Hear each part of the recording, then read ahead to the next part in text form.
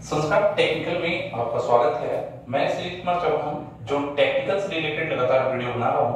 तो आज मैं बात करना चाहूंगा पॉलिटेक्निक के एग्जाम की, क्योंकि ये जो पॉलिटेक्निक एग्जाम आप देने वाले हो 26 मई को, तो ये एग्जाम कुछ इंपॉर्टेंट बातें हैं जो आपको समझनी होगी और इस वीडियो को आप लास्ट तक जरूर देखें, क्योंकि इससे आपको आइडिया मिल पाएगा कि आपको ये एग्जाम कैसे देना है।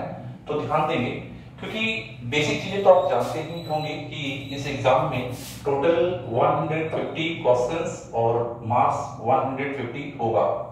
मतलब कि यहाँ क्वेश्चंस भी 150 होंगे और आपका मार्क्स भी 150 होगा और टाइम भी 150 ही होगा।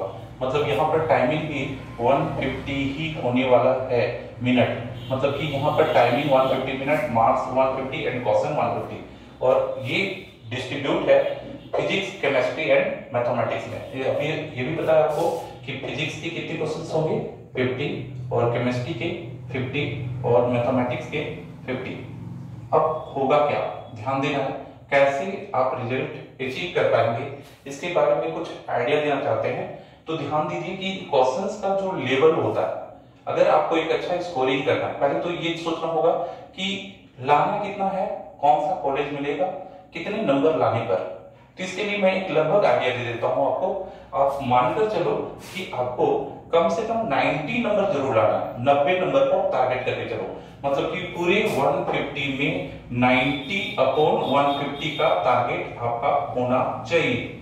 और ये बात समझ लो कि जितना ज्यादा नंबर लाओगे CML रैंक उतना अच्छा होगा।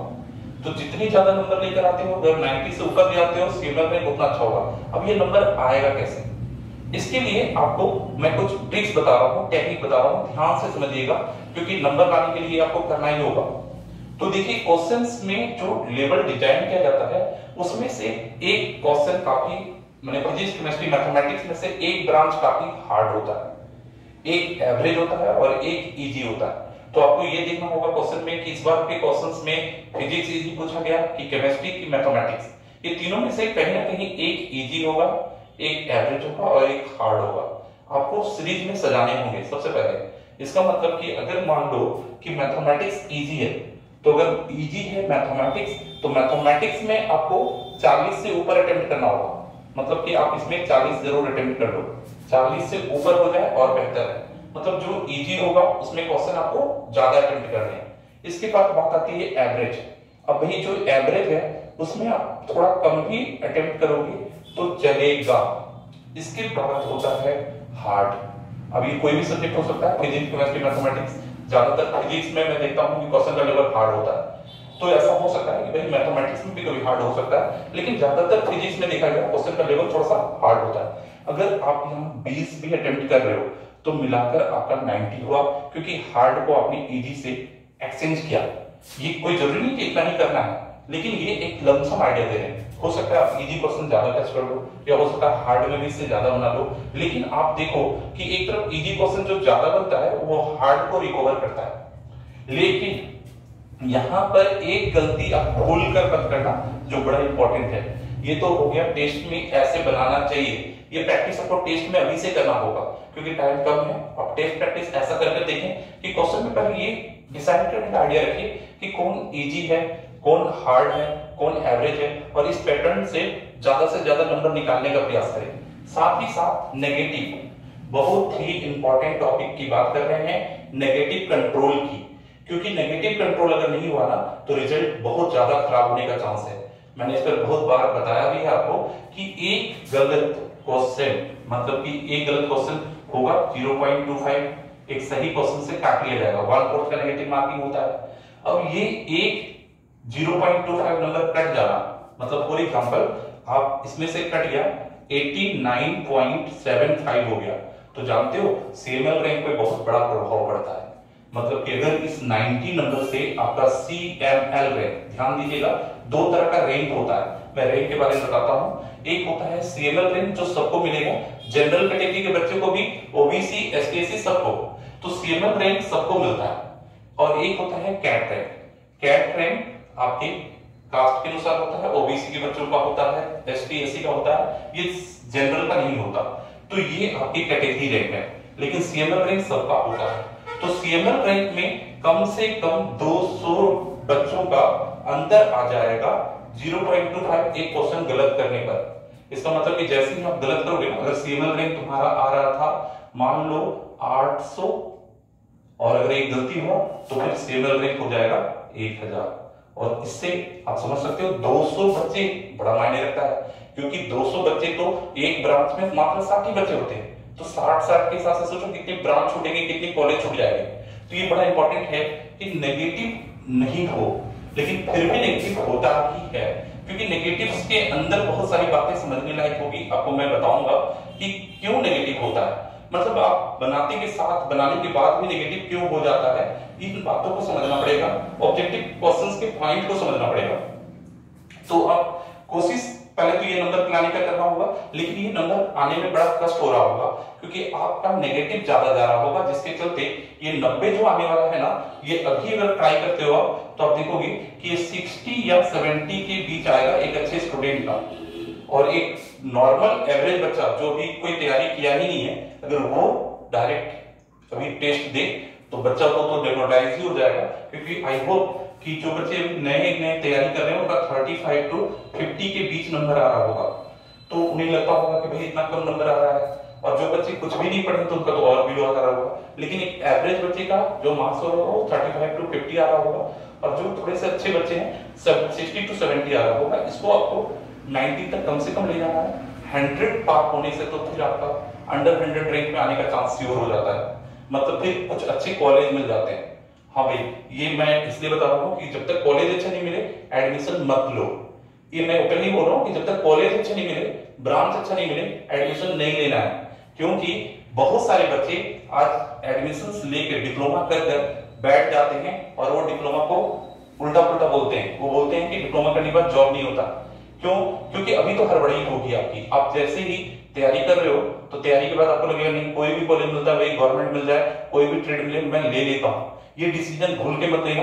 अच्छे कॉलेज, देखो मेरी बात को समझना, मैं डिप्लोमा पर अपनी पूरी जिंदगी समर्पित कर रखा हूं। हमारी सेंटर कंटिन्यू 10 साल से काम कर रही है और आने वाले 20 साल में काम करना चाहते हैं। इसके लिए इंपॉर्टेंट है कि भाई इस सेक्टर में प्लेसमेंट हो। जैसे मेरे पास जो बच्चे आज आ रहे हैं, इंक्वायरी काफी आती है। इंक्वायरी आने का मुख्य कारण है प्लेसमेंट, क्योंकि अभी तक मैंने जो बच्चों को डिप्लोमा की तैयारी करवाया वो ज्यादातर बच्चे अच्छी अच्छी कंपनियों में प्लेसमेंट लिए। अगर वो प्लेसमेंट नहीं लेते तो कोई डिप्लोमा करना ही नहीं चाहता। इसलिए मैं चाहता हूं कि कोई भी बच्चा डिप्लोमा अगर कर रहा है तो उसकी नौकरी हो, और नौकरी के लिए इंपॉर्टेंट होगा कि उसे कॉलेज अच्छा मिले, उसका ब्रांच अच्छा हो, और ये सारी बातें आपको ध्यान में रखनी होगी।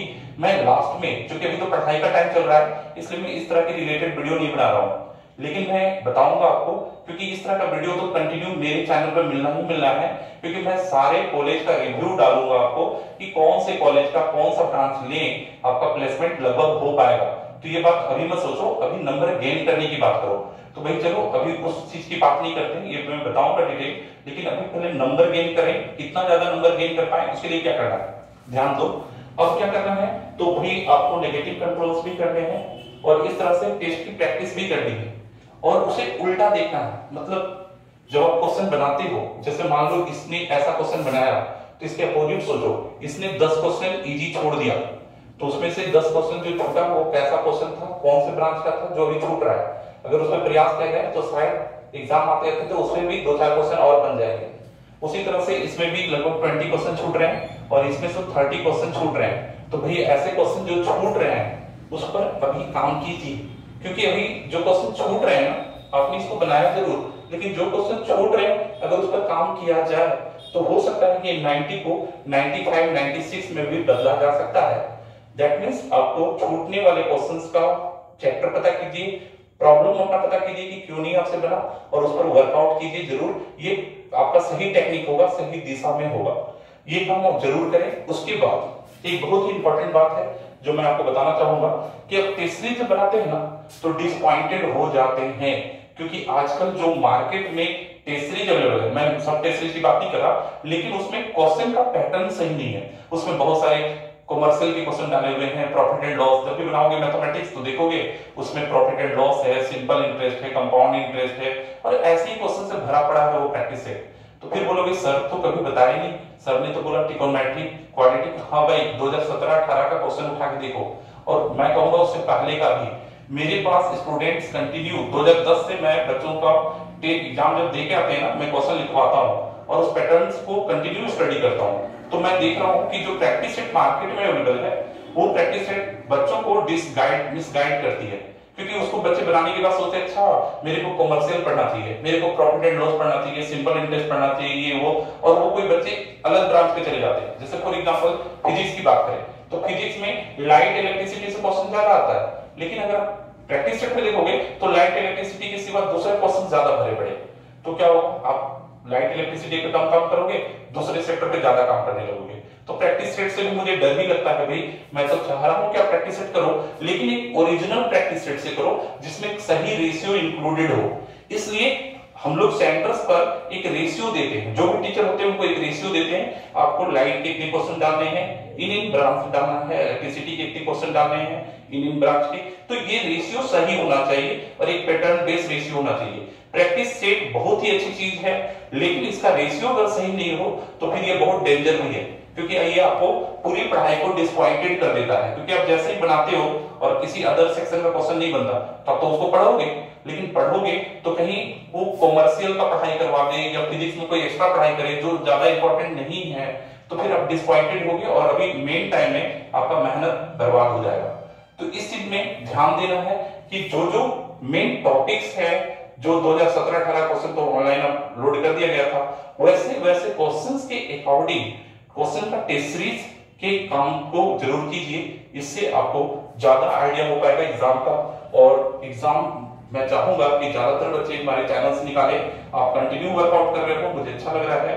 और चूंकि मैं लाइव क्लासेस का वीडियो भी नहीं बना पा रहा था, मैं प्रयास करूंगा, थोड़ा सा शेड्यूल हॉस्पिटल का 1-2 दिन का और है, हो सकता है मैं हॉस्पिटल का शेड्यूल 1-2 दिन में खत्म कर दूं और 20 तारीख के बाद, मतलब 20 तक के बाद मुझे लगता है कि इवनिंग का टाइम मेरे को अच्छा मिलेगा और मैं लाइव क्लासेस के लिए स्टूडेंट जो मेरे सब्सक्राइबर हैं उनके लिए बना पाऊंगा। तो चलिए आज का वीडियो को मैं यही खत्म करना चाहूंगा। तो चलिए अगली क्लास में हम लोग फिर मिलते हैं। जय हिंद, जय भारत।